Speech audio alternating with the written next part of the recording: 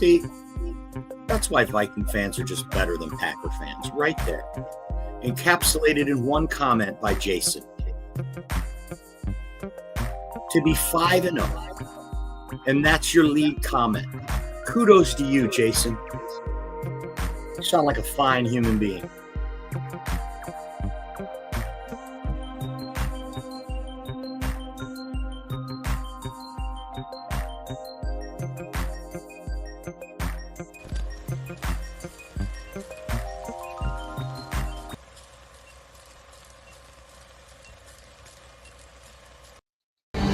Yo, the lies told that you never make it. Hopeless, so it seems. Eyes closed, canvas open wide to embrace your dreams. Sometimes you gotta take a loss just to get the win. Like lots of sin was popping in like oxygen when boxes wet. Focus on the mental, never lose like a smooth instrumental. Better choose on the move in a pinto. Choose what I get to, never lose smooth on the move, but it's simple. Never give up and we winning it, maybe. We just keep winning, we conquering daily. Envision and pay me, it's never the sway me. Indigenous, maybe we winning this crazy. Your opportunity, your opportunity, your opportunity. This your opportunity, your opportunity, your opportunity, your opportunity. This your opportunity, your opportunity, your opportunity, your opportunity. This your opportunity, your opportunity, your opportunity, your opportunity. That's right. It's your opportunity. It's your opportunity to spend the next hour right here talking about NFL football, specifically Russell Wayne and the Detroit Lions and NFL football, because this is the Main Event Football Show. I'm your host, Main Event Mike. This show brought to you by NFLshop.com. Go to NFLshop.com and scan that QR code you see on your screen. You'll get 25% off. Oh, wait, 30% off now. Special, it's not running for long. 30% off any NFL gear. Use the Villain Squad code and save 30%. That's what the show is brought to you by. We are broadcasting into Facebook. Lions Villain Squad. 55,000 villains now. Also broadcasting live into Detroit Lions News Podcast, thanks to Joe Chapp and the boys. Also broadcasting live into YouTube at Villain Squad and at JC Sports. So a couple of different ways on YouTube you can get in there. We're also broadcasting live into the Huddle Sports Zone on Roku TV. This is the Main Event. It is I, Mike, with you as always, 1 week apart on Mondays. This is the bye week. This is the bye week where we make jokes about how the Lions still lost, even though it was the bye week. You know, the Lions are 0-40 on the bye week every year. Well, not this year, not anymore, because this team is not the same old Lions, right? This team is ready. Now it's the bye week. It's all positives because you know why? We're 3-1. And let's face it, on that one loss, we gave that game to Tampa. 1 for 7 in the red zone. If we score one more time in the red zone, this whole narrative changes. Oh, it's wonderful. The Vikings are 5-0. Kudos to the Vikings and their fans for being 5-0. But I wonder how different it would feel if the Lions were 4-0. I know we'll never know because they lost the game. I get it. But if you look in the stat columns, we destroyed Tampa up and down the field in every statistical category. We just couldn't get it done. Jared Goff had a bad game. So much of this game predicated on football, on quarterback play, as we talk about all the time. But kudos to them for being 5-0. But what we're going to talk about on the program today is, yes, but let's take a little deeper dive into this 5-0. And let's take a little deeper dive into this Chicago 3-2 and this Green Bay Packers 3-2. But this is a weird week in the NFC North, especially for Lions fans. But before we do that, we definitely want to talk about the big news that just happened a few minutes ago, and that is the Detroit Tigers baseball in the playoff game against the Cleveland Guardians. They have evened the series at 1-1, in case you didn't know by now. It just happened a few minutes ago. Kerry Carpenter hit a 3-run shot in the 9th inning, and then Bo Brisky came in and shut the door on to 3 straight batters, a 1-2-3 inning, and that closed it out. They go back to Detroit now for 2 games. They went 17 innings without scoring a run against Cleveland, who had the division sewed up a couple of weeks ago. So it's not looking good up until that 9th inning. We Kerry Carpenter with one swing of the bat gives them a 3-run cushion that they would not let go of in the 9th inning. They go back to Detroit with the series even 1-1. You got to like the Tigers' chances. If it makes it to Game 5, Tariq Skubal will be back on the mound in Cleveland for a Game 5, and he was stellar today. He allowed 0 runs, and I think he had 3 hits, three hits all day against Cleveland. This guy's won the Triple Crown in pitching. He's a shoo-in for the Cy Young. I don't even think it's a question at this point. He's going to win the Cy Young. And we are riding our ace to a big win on the road against one of the best teams in baseball. This is big news, folks. 2024 might be shaping up to be a magical year. Not just for the Lions. Maybe even not just for the Tigers and Lions. Maybe the Red Wings are young core. 5-6 years into it now for Steve Yzerman. At what point do we pull the plug on this? At what point do we stop saying we're all Yzerman slappies and we'll do whatever he said? We need to see a winner. And they've got a good young core. The Red Wings could make some noise this year as well. It's a good time to be a Lions fan. It's a great time to have Lions fans in our chat as well. Let's see who we got. Jason MC from Skull Nation says Lions are the champs until proven otherwise. Not getting ahead of myself. See, now that right there separates you from Packer fans, Jason. Right there. You're not beating your chest and looking down your nose at anyone. Well, maybe that's because you still got to play the Lions twice. I don't know. But we also have Brent in the house. So we're going to miss Derek Barnes for the rest of the year, or is there a chance he can come back early? Such a great comment. I'll let you know. I watched Dan Campbell's presser today, as I'm sure you did as well, and he was asked specifically about Derek Barnes. And it wasn't good. He would not go so far as to say he's not coming back. But he did say, and I quote, "We would be pretty fortunate if he came back." So I think as fans, we need to just put that out of our mind. We're running without him. And that was the news on Derek Barnes. However, there was some very good news about Frank Ragnow and Brian Branch. They were spotted at practice by the media. So Dan Campbell was asked about those 2 players. And like Russell Wayne said earlier when we were talking, that Frank Ragnow, Brian Branch, these are 2 of the best players on the Lions on each side of the ball. Just absolute linchpins to us being successful. And they were spotted on practice, and he said it looks like they're going to play. Says he believes they're going to play. It's looking good right now, he says. So let's hope that Ragnow and Branch do play. But thanks for that comment, though. Also in the chat today, Brent says, "Hey, guys, Ken Fisher in the house. Tigers win today, 3-0 on Kerry Carpenter's 3-run homer in the 9th. Coming home to Detroit with a series tie. We get 2 games at home for sure now. Go Tigers." Right. Playoff baseball in Detroit, folks. They're playing baseball in October in Detroit. Such a good call out. Ken Fisher in the house. Detroit, JC Sports. What else we got here? What else we got? Jordan. That's 30% Jordan. off. The whole division knew the assignment this week. Win and become the top division in the league. And I don't think there's a question about that either, Jordan. Let's talk about that for a second. We talked about it this morning on the Villain Report with Russell Wayne at 10 a.m. I hope you were there. If you weren't, you can be there tomorrow because he goes 6 days a week at 10 a.m. on this very network. We're talking about football. But, Russell brought that up. That is this still the best, division in football? I mean, at the beginning of the year, we said it was AFC North. But Cleveland, they look terrible. Their quarterback looks terrible. That defense, which we thought was at least going to keep them in it like last year, looks terrible. No Joe Flacco to come in and bail you out. Instead, he's bailing out the Colts. So I'm taking the Browns out of the running right now. And let's talk about the Bengals. They're 1-4. Oh, the Bengals always start slow. So they're 1-4, folks. That's a deep hole to come out of, especially when you got to play the Ravens again. Ravens are the real deal. You can run away with it. We're talking about the division as a whole. Pittsburgh goes down again to a tough team. Okay, I'll give you that.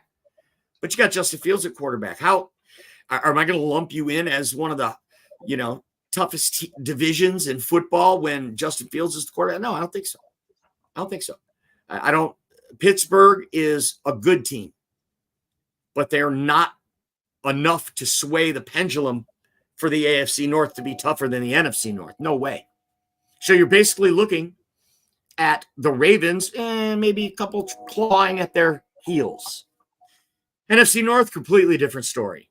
All 4 teams could win this division. Seems mind-blowing to say that now after the way we were at the beginning of the season.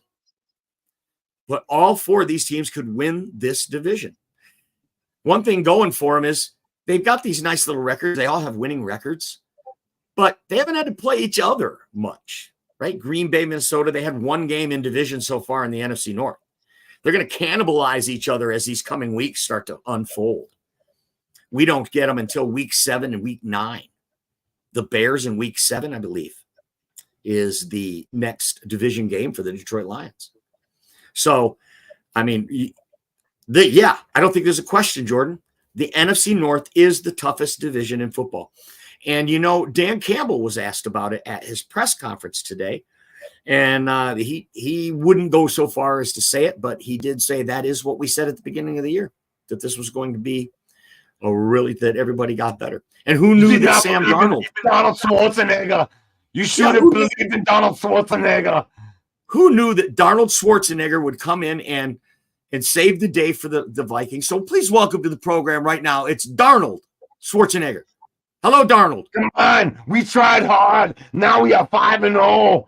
You took my hand, and that led you to 5-0, the Vikings. You took my hand. You took my hand and tried hard. Yes. Brent says Viking fans are a class act. They still come on the show and they don't do well. Right. They don't go into a hole and hide. Elise Memes. Go check out her page. She's the queen of memes. Good evening, friends. Just watch the end of that Tigers game. Whoop. Got that. Brian in the house. Welcome to the show, Brian. Let's go, baby. LM, welcome to the show. Jerome, our good old friend. Hey, brother, what's happening? Glad to see all of you villains here. And if you're watching this on a recorded version, if you're down in the feed and you're watching this, we appreciate you too. Please click the like button, just like you guys watching right now. I don't know if you know, we don't make any money doing this. The only thing we get paid on is these little engagements. If you can just click the like button, it really helps us a lot. It doesn't cost you a thing. Broski Bear, everyone was getting so happy over busting field goal and the Steelers starting 3-0, blinked, and they're now 3-2. Right, Broski? And we were kind of hinting at that a few weeks ago too. It's like, ooh, 3-0, Justin Fields. How you feeling now, Bears? But it's Justin Fields. We never went too far with that. Everyone was getting so happy. I don't know. That might be a little overreach. I think there was always some trepidation there because Justin Fields was the same. He's the same thing now as he was when he was in Pittsburgh. He could beat you single-handedly or he could tank the game. That's how it's going to be. The guy is incredibly athletic, and the hands down the slipperiest guy I've ever seen in a pocket. Randall Cunningham, yeah, he's great. Aaron Rodgers, yeah, they were good. But nobody was more slippery in the pocket than Justin Fields, and to this day. He takes so many sacks, too. Tells you how bad those offensive lines were for him.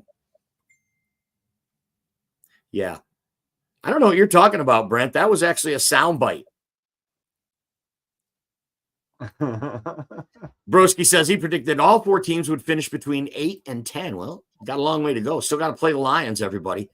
But I don't do all this madness by myself. I also have a compadre, a cohort, if you will.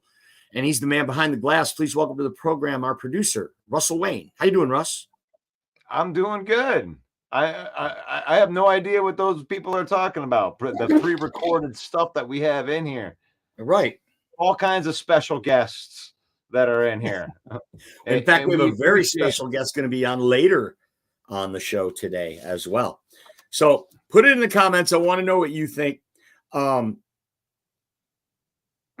some of these topics. And the first one I want to talk about is, do you think that the Lions approached last week's game against Seattle as a revenge game?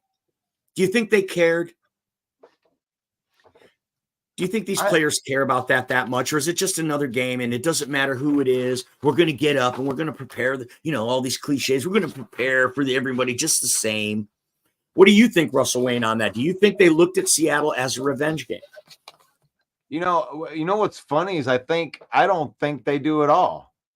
Because, think about it. Carlton Davis, Terrion Arnold, Rakestraw, Levi, DJ Reader, those guys weren't even on the team. Like they were on the sideline. They were in a different place. So it's like, I think they approached it like a formidable, NFC opponent that is going to be there probably at the end of the year when it comes to, wild card spots and maybe even winning that division. So it's like they approached it like that. I think they approached it like, look, we need to get out ahead of this team and we need to play with the lead. And I think that they executed their game plan. That's such a good take, Russ. And, the villains are in tune with what we're laying down here today. I can just tell by the comments. Jason says they did care, but not as much as they're going to care for Dallas. And that's exactly where I'm going with this, Jason. Yes. And then Brent, they really wanted to win a lot. I get that. But it goes back to more about what Brian is saying. How many games did they lose to them? Right. It's not just they wanted to win a lot. They had lost 6 in a row to this team. Taylor Decker, before Dan Campbell even got here, had never beat Seattle. And now Dan Campbell, a conference non-divisional opponent that's on your schedule first 3 years of you being a coach, and you go 0-3. Does that play into it? Yeah, they wanted to win a lot, Brent. But do you think that there was extra motivation? I think for sure. And I think we saw the evidence when Jared Goff said it on a radio program a couple weeks ago when asked about being the team everybody's gunning for. He made it clear, no, they were out to avenge the losses from last year. Let's face it, just a couple of those games we get back. And the series runs through, the whole playoffs run through Detroit. That's huge, folks. That's huge. And now coming up, Dallas Cowboys. Controversial loss last year. The players, the coaches, the fans, everybody up in arms about the Dallas loss. 100% you could take it to the bank. This is a revenge game coming up for the Lions.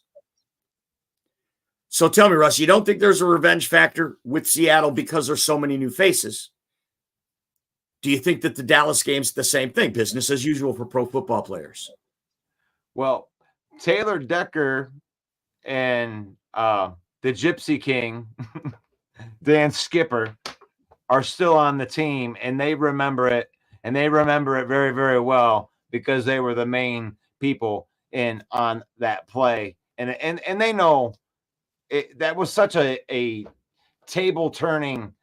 Think of the implications of that call, and it's like, but you can't complain about it. You got to go out and, they won the game. You had 2 more chances after that, but yeah, I absolutely think they marked this they circled it on the calendar, and they may play a little bit harder. They may, be a little more violent with, how they attack. Yeah. So that definitely in the Dallas game more than the Seattle game. Mm-hmm. Okay. I like that. Elise Meme says they just wanted the Seahawks off their back. The Cowboys would be the revenge game. So I think that's kind of encapsulates what you're saying there, right? Ooh, we haven't beaten you in a while is one thing, but the way that you beat us the last time. Ooh. Right. Absolutely. Yeah.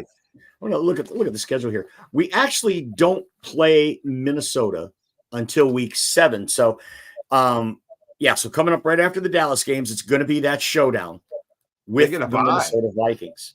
To get ready for us, man. Right. And Minnesota Vikings. Week 7. And that's the way it should be.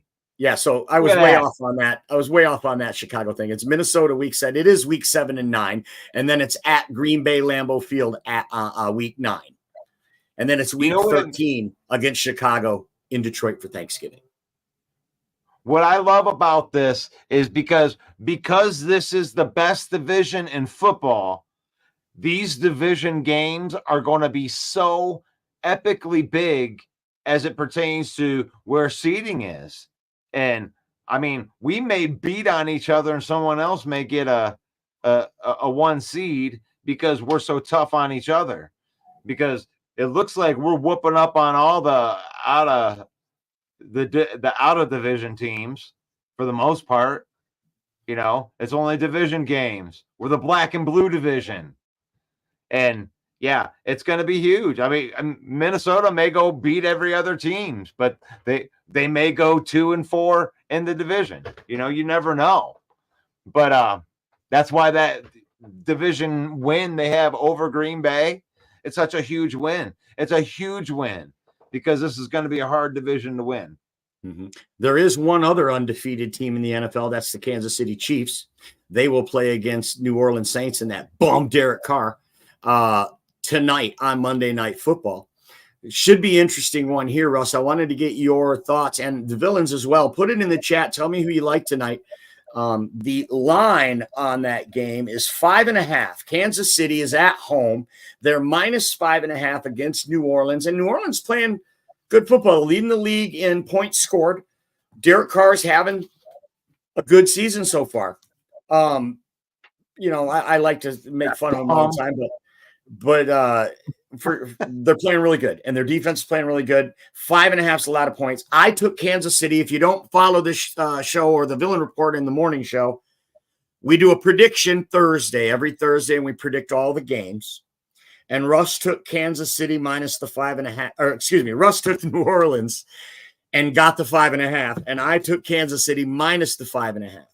So that is going to see who comes out on top for the predictions. So actually, there's nothing you can do, Russ. I beat you. You got me? I won 6 out of 14. I got right. So if I hit tonight, I'll go 50%. You, on the other hand, had a bad week, my friend. You hit 4 out of 14. Oh, my gosh. Which I have never seen you pick that low ever. And if New Orleans wins tonight, you'll salvage a respectable 5. I'm out of touch, Mike. Yeah, I'm out of touch. No, I mean, yeah, everybody has a down week, right? Yeah. It's been a while since I've had it. I think I'm going to bounce back, though. Well, I'm going to get a bounce back. Well, hey, you might have some good luck on your side because Elise Memes is hoping for a Saints win because she hates Patrick Mahomes with a passion. Hey, the Saints play good defense, and Derek Carr has what every quarterback's best friend is, and that's a running game. And Alvin Kamara is amazing, and as long as he's got that going on, then that bum, yeah, he's actually a pretty good quarterback when he's within his structure. Ken Fisher agrees with me. He says KC by 10. There you go. That bomb. I do have an a Mark Ingram autographed picture on my wall, though. So, and an I do have a soft Emmy spot. I do have a nomination, soft spot right? for the Saints. Where's the Emmy? Where's the Emmy at? That's right there, baby. That's the Oh, Emmy okay. nomination right there. And right next to my fantasy football league trophy that I get to keep for a year. That's that Cracker Jack Emmy. You're watching The Villain, the main event football show on the Villain Squad Network, brought to you by NFLShop.com. The Villain Squad Network is an official marketing partner of NFLShop.com. Be sure to scan our QR code and save 30% on anything that you buy from NFLShop.com. Even if you want to buy a Packers jersey, if you want to create a Jordan Love voodoo doll and you need a little mini Packers jersey for him, you can order that off NFL Shop. And I encourage it. Elise says, congrats on your Emmy nomination, Mike. Well deserved. Yeah, it was 2010, but thank you.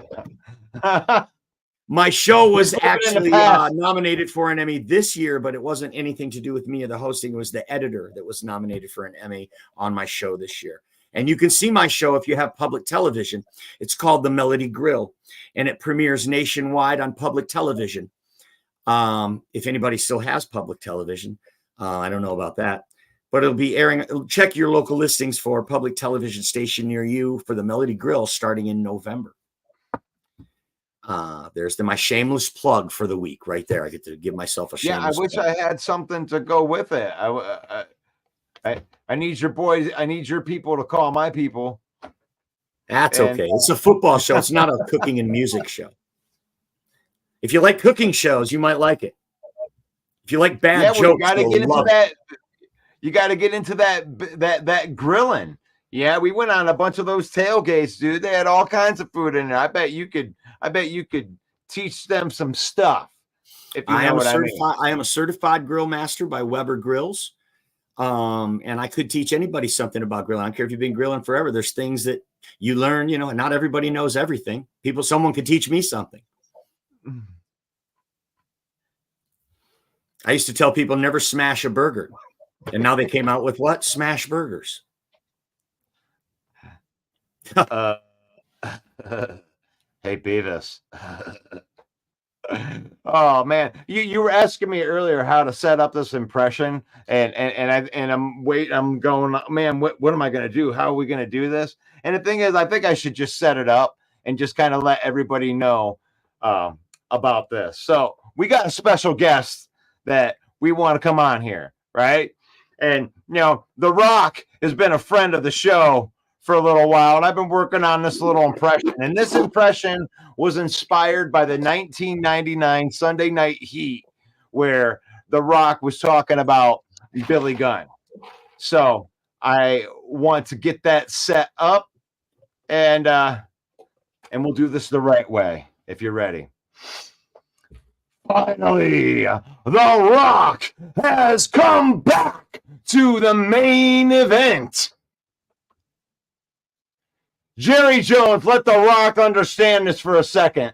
Last year, the villain beat your ass in AT&T Stadium, and you decided to steal something from the villain that didn't belong to you.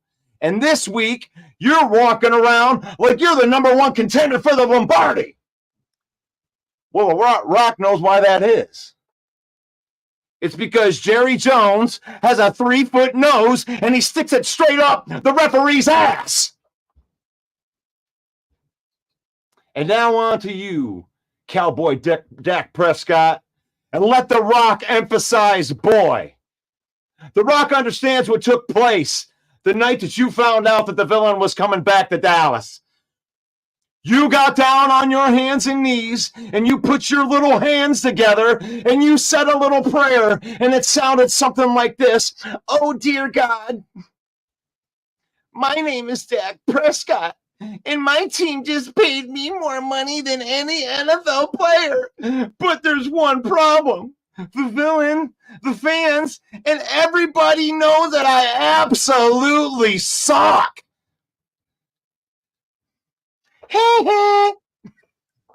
And right then, your house started to shake, And God himself spoke to you. And he said, Billy, and he said, but my name is that. It doesn't matter what your name is. Dak Prescott, The Rock says this at AT&T Stadium, week 6, 1 seed or no 1 seed, the villain is going to do to you exactly what he does best, and that is lay the smackdown on your candy ass. You smell what The Rock is cooking. Yeah. The Rock's cool. Shut up, dumbass. I'm trying to see The Rock. He's cool. The Lions are cool. Well, thank you. It's great having, celebrity guests that can come on here. The Rock, ladies and gentlemen. The Rock. The Rock on the main event football show. Great job, Russell. That was awesome. The animation was the big hand of God was killing me. It doesn't matter. You got some love in the comments. Jason says, well done. At least I don't understand this one. Gun Guy says, take your pants off. Does that have something to do with The Rock, or did Gun Guy put this in the wrong chat? Sometimes Gun Guy, are you running two chats like button? We tell people to hit the like button, and sometimes you don't have to hit the like button if you've stumbled on, walking around naked guy. I mean, you could have just landed on the wrong. Oh, it's football talk. I thought you guys were talking about something else. Right. Tina, are you still with us? She comes in talking about football at that moment. We're talking about wrestling, but no, it was a really awesome impression, Russ. I just couldn't contain my laughter through the whole thing. Tina says, I'm a Detroit Lions fan and my husband is a Cowboys fan. It gets interesting at our house when they play against each other. We live in Minnesota now, but we're not Vikings fans. Well, I'll tell you what, he's probably had the upper hand on you, 6 times in a row now?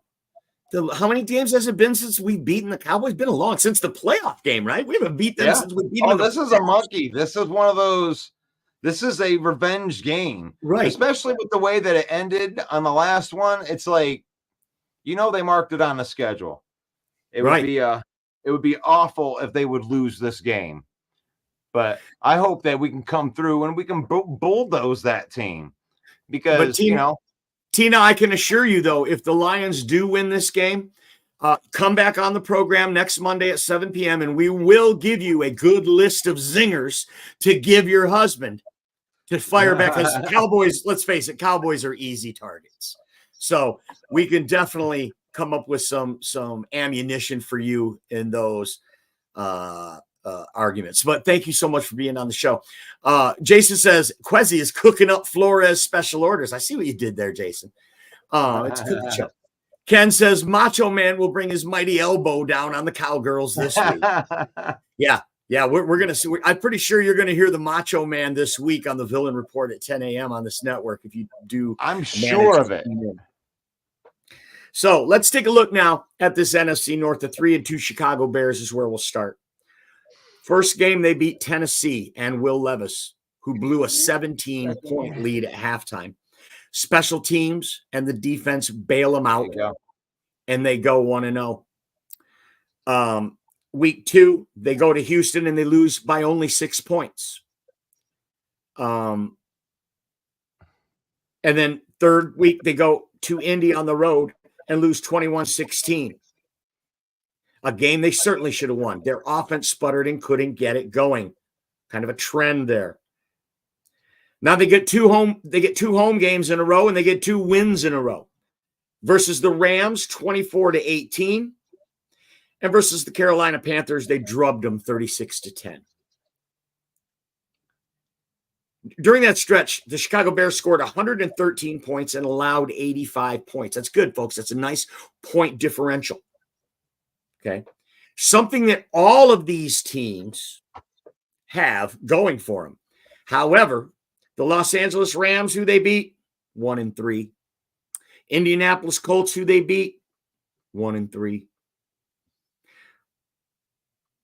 Excuse me, they lost to the Indianapolis Colts. That's who Indy beat.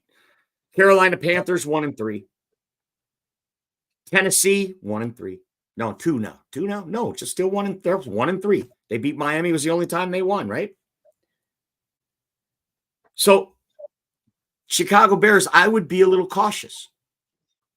You haven't played anyone in division yet. What we've already established is the hardest division in football.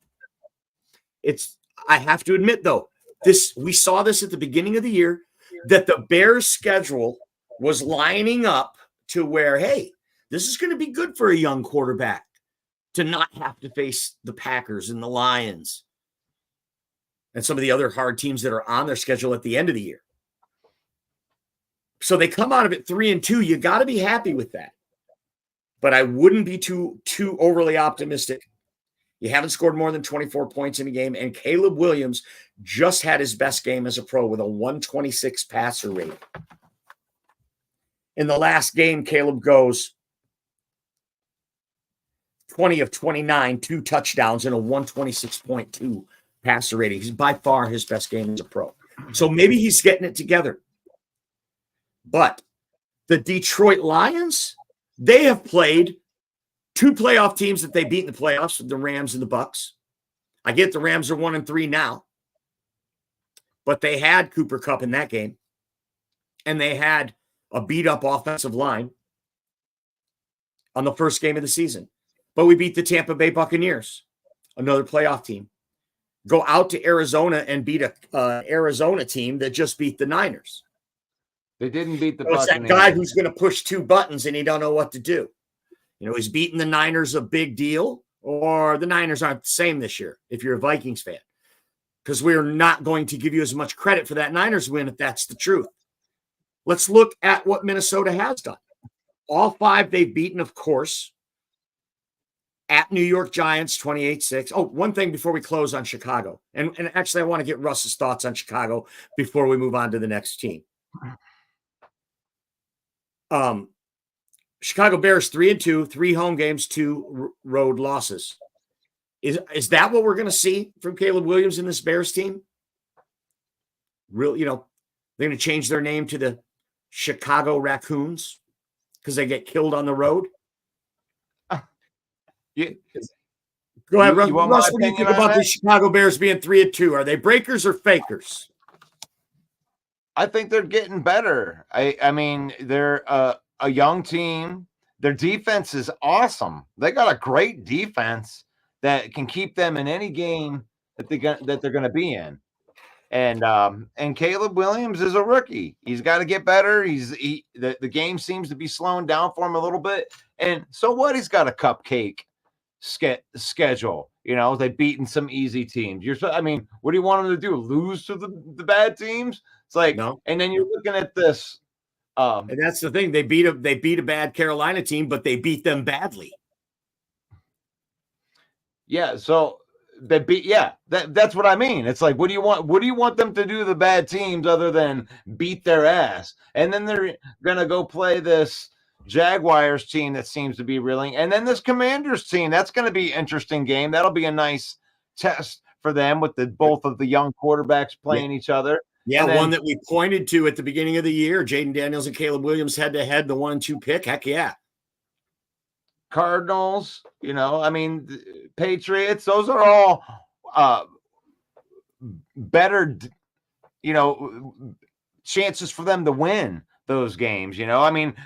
It's not as crazy as, the division games. I think the division games are the hardest games that the Bears are going to play, is all of the division games. It's like the Bears better take care of the Jaguars, the Commanders, because, gosh, I feel like in this division, it's going to be a bunch of 3-3s.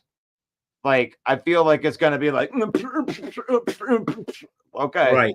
Rock and sock robots in the division. I'm going to get you once. You're going to get me once. I'm thinking there may not be any sweeps. That's what it looks like. There's no way Green Bay is going to beat that Chicago team twice. They've beaten them with 11, 12 straight games. Is this the year? Is this the That was- year? I'm on Chicago's side this time. You're on team Caleb.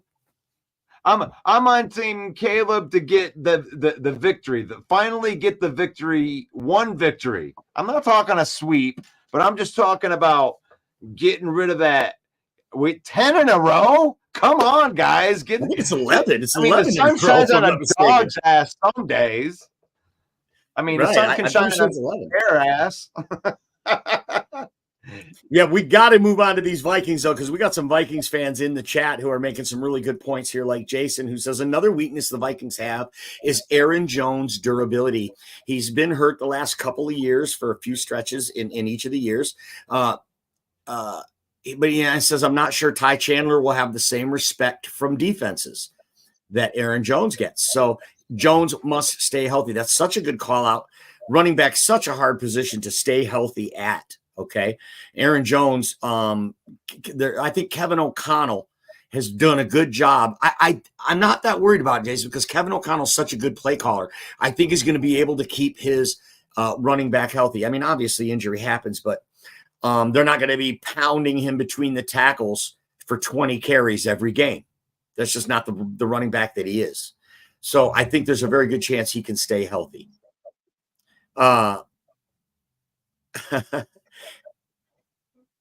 You know what I loved about this win that they just had, and I did hit this morning, but the Jets are a grimy team, like defensively, to do stuff against this Jets team. And I was telling you this last week, Viking fan, that you're going to have to win just a hard, sludgy game that's just going to be hard to move people around and score and do things. That's the way that the Jets play. They make you win ugly, and you won an ugly game.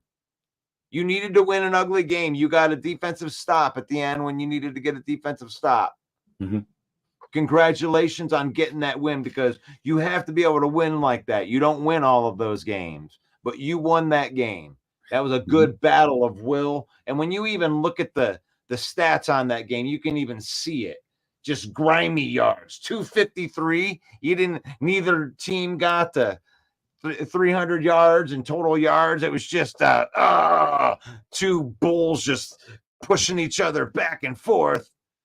Love it. When you can win games like that, I think that you can win playoff games, because you have to be tough enough. You have to have the up front line guys to stand up to, a big defensive line like the Jets have.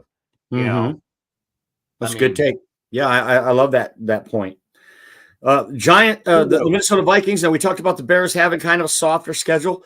And you could say the same thing about the Vikings. This is what happens when you finish last in your division. When you finish down near the bottom, you still got to play the same conference, other division games like the other teams in your division, but you get them at home this time. They beat San Francisco and Houston, two really good teams, respectable, but they were fortunate enough to get both of those at US Bank Stadium. Whereas the Lions have to play both of those teams on the road. Yeah. So kudos to Minnesota for getting all 5 of these under their belt. They get the 3 at home against Houston, San Francisco, and technically the Jets game in London was considered a home game. So let's look at that. Very fortunate to get that. And then on the road, you beat Green Bay and Lambeau. Congrats, Skull Nation, for defeating the evil empire. I mean, that's Lions fans have to push that button. Do we want the Vikings to go 4-0, or do we want someone to beat Green Bay like we always do? Well, I think it was unanimous that most Lions fans wanted Green Bay to lose. That was better. Green Bay losing was better for us than it didn't matter that they were going to be 4-0 for some reason. That's just how it felt. And so there they are at 5-0. Sarah says, yeah, look at that schedule. Sarah comes man. in with an elbow. Y'all lost to the Bucs. Impressive. Yeah, you said we won the Bucs. I think that you meant to say the Rams when you were saying that, but Yeah. Oh, did I miss? Okay, my bad. Yeah. You said that. I did say something, but it went over your head. But but the Vikings, you can't complain about the quality of win. It's like there they are with, I mean, I think 3 quality wins when you really look at it. You know, three. I mean, the Texans, 49ers, and the Packers. That's 3. That's definitely 3. Enough for me. That's enough for me to say that it's not a fluke.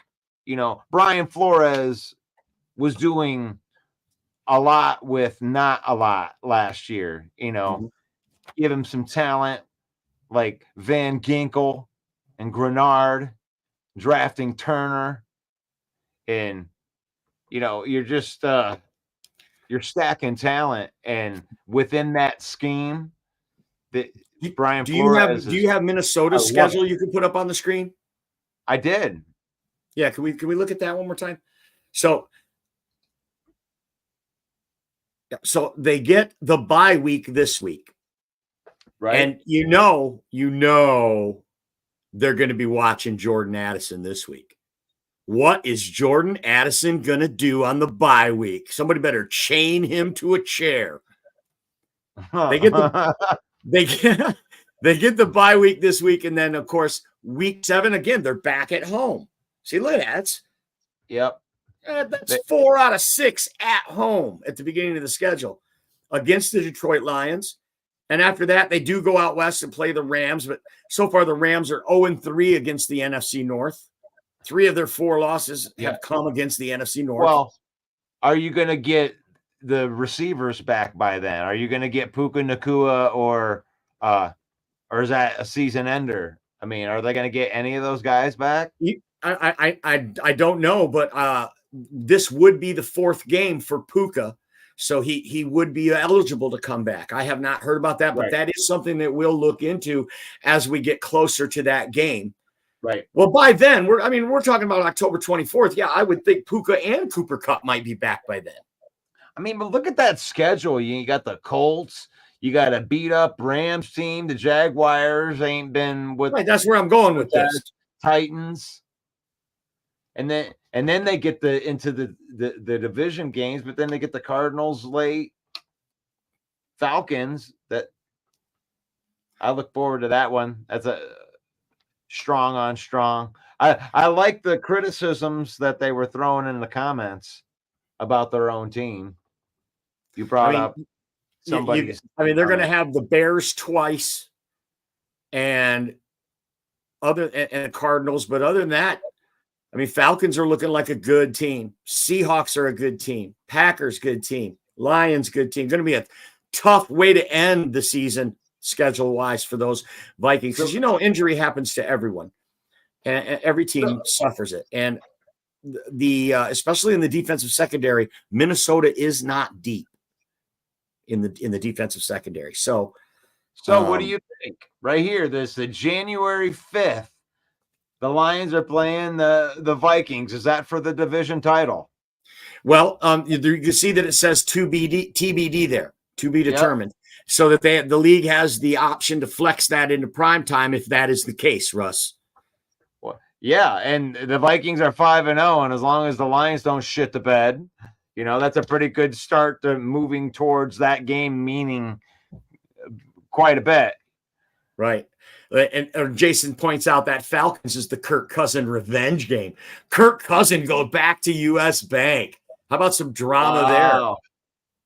Gotta love that. Like that. You like that, right? You like that. Yeah, they're going to put a tether on Jordan Addison this weekend. Right on. Put it in the comments. Tell us what you think. We're actually about to wrap this thing up here, but we appreciate everybody watching today. We didn't get to Green Bay. We'll run through it real quick. Green Bay 3-2 also. We still got time. They lost in Brazil to Philly to start the season. Then they beat Indy at home. And then they beat the Titans away. And then they lost in Lambeau to Minnesota, as we said. And last week, a come-from-behind win Jordan Love looked like the second coming of Tom Brady in the fourth quarter to overcome the Rams. I was in an airport in Nashville during that game, across from a Packer fan. Well, all I'll say about the Packers is, like, what Jordan Love are you going to get? Mm-hmm. I mean, gosh, I'm just watching him, and sometimes he looks like the reincarnation of Joe Montana, you know, the reincarnation, or more Steve Young with the athletic ability. And other times he looks like a bust, a complete bust. Like, what are you doing on that interception? I mean, you got hit. You didn't even see that guy coming to your blind side. And it's like, gosh, will the real Jordan Love please stand up? Because you need more consistency than that. You can't throw pick sixes in every game and win. Not ones like that. I mean, that was like... Here's your on-the-spot trivia question, Russ. Which team in the NFC North has allowed the fewest points so far this season? Bears. The Bears. By 1 point. The Minnesota Vikings have allowed 86 and the Bears have allowed 85. Okay. And those are the two highest. The Green Bay Packers have allowed 108. And the Lions, I didn't add it up because it doesn't matter. Darcy Maville is in the house. What's up, Darcy? Detroit Darcy says, I'd be honored to rep. What's going on Wednesday at 7:50? I don't know what that means. Is there something going on Wednesdays? You got a show? Is he pumping his show on our show? We'll pump your show, Darcy. Oh, as usual, he's talking to you and not me. It's my show. Bye. Is there something going on Wednesday? I mean, that's when, if he's going to be able to get John McEnroe, that's usually when that is, at 7:50. But we'll see. We'll promote it right, Darcy. But Darcy, I always have to try to help Darcy out with communication things. It's like, hey, hit me up in Messenger. Like, don't ask me during the broadcast. We'll work on it. Actually, I'm gonna have a show tomorrow in the morning. I'll rep it. So give me the information, Darcy. Send it to the messenger. The information, and I might even be able to make a graphic, and I'll promote it for you. How's that sound, buddy? All right. There you go. There you How go. about them Tigers, man? Tigers, baby. 1-1 in the 3-0. series, coming back to Comerica. Dude, how cool was that? Let's be real. Let's be have a real moment with everybody right here. We were in pre-production before, and we had the game going on in the background, and we like kind of witnessed this right as we were coming onto the stream here. How cool was that to be at 0-0 and all of a sudden just see him take that top off of that pitch and, you know, hit it over. There you go. All of a sudden it's 3-0 after it's been 0-0 the whole damn game. There was nothing, nada. Scooble, 3 hits. You ain't getting jack shit. Kudos to Bo 0-0 Brisky. Kudos to Bo Brisky coming in and shutting the door. How huge is that? I mean, is this the hottest team in baseball? If they take out the Indians, all bets are off, man. You can't. I mean, that's like taking the head off the snake. That means they could go and win it all at that point. They can beat Cleveland. Cleveland's got like the best pitching lineup, you know, from the bullpen on. That's awesome that they did that against the best players. You know, that was their guy. The 3-run homer guy, that's supposed to be their super dude. It's supposed to be like Rivera. No. Yeah. Whatever. Like, is Kerry Carpenter's like, I don't know. Who? So, yeah. That guy's supposed to be pretty good, huh? Man, lucky me. Rerun shot. It's Time to awesome. sign off now. Say goodbye to everyone. Thanks everyone for watching, of course. Thanks for being in the chat. Thanks for watching the live on the recorded version as well. We're back here again at 7 p.m. every Monday night. Hopefully next Monday we're talking about a Lions in Dallas victory. Thanks everyone for being on the show tonight and giving us your opinion. For Russell Wayne and all of us here at the Villain Squad, I'm Main Event Mike, saying God bless each and every one of you. Peace out. Hey, yo, the lies told that you never make it. Hopeless, so it seems. Eyes closed, canvas open wide to embrace your dreams. Sometimes you gotta take a loss just to get the win. Like Lysosin was popping in like oxygen when boxes wet. Focus on the mental, never lose like smooth instrumental. Better choose on the move in a pinto. Choose when I get to, never lose smooth on the move, but it's simple. Never give up and we winning it, maybe. We just keep winning, we conquering daily. Envision and pay me, it's never the sway me. Indigenous, maybe we winning is crazy. Your opportunity, your opportunity, your opportunity. This your opportunity, your opportunity, your opportunity, your opportunity. This your opportunity, your opportunity.